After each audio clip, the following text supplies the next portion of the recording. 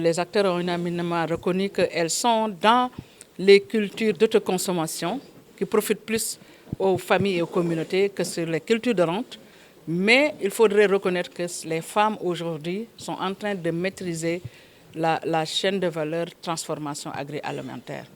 Et nous pensons qu'à l'avenir, avec les nouvelles orientations dressées par les autorités, nous allons davantage les accompagner, surtout sur le circuit de commercialisation. Elles en ont besoin. Il y a 2 jours, j'étais partie visiter des femmes qui sont dans le secteur agroalimentaire, mais je me suis rendu compte que ce sont des produits de bonne qualité et le défi aujourd'hui sur lequel on devrait mettre l'accent, c'est le défi de la commercialisation de ces produits. Parce que qui fait de la production doit pouvoir commercialiser pour espérer des retombées économiques. Et c'est un cercle vicieux. Plus on produit, plus on commercialise, on a la capacité de production. Et je pense que c'est un défi que nous pouvons relever ensemble avec le secteur, mais aussi avec tous les autres secteurs et acteurs qui pourraient apporter leur concours à cet noble objectif. C'est un programme qui vient à son heure dans la mesure où on a constaté des disparités sur tous les maillots de la chaîne de valeur agricole, en l'occurrence au niveau de la production, de la transformation et de la commercialisation. Et ces disparités, ce programme compte les résoudre.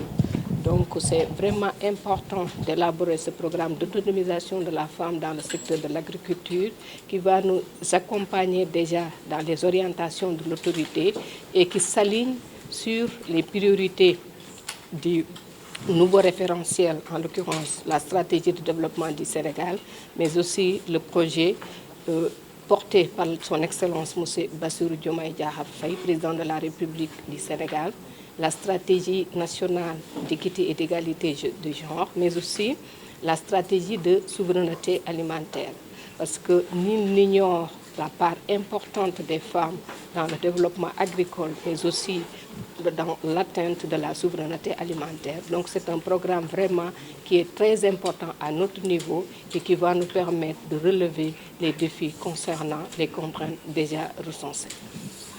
Du fait qu'on est en train de lancer le processus, un diagnostic va être fait avec tous les acteurs donc du secteur, en l'occurrence les services étatiques, les organisations de producteurs, le secteur privé, la société civile et les partenaires techniques et financiers. Et à partir de ce diagnostic, on pourra vous dire vraiment la part des femmes qui sera concernée par le programme en termes d'accompagnement et d'appui.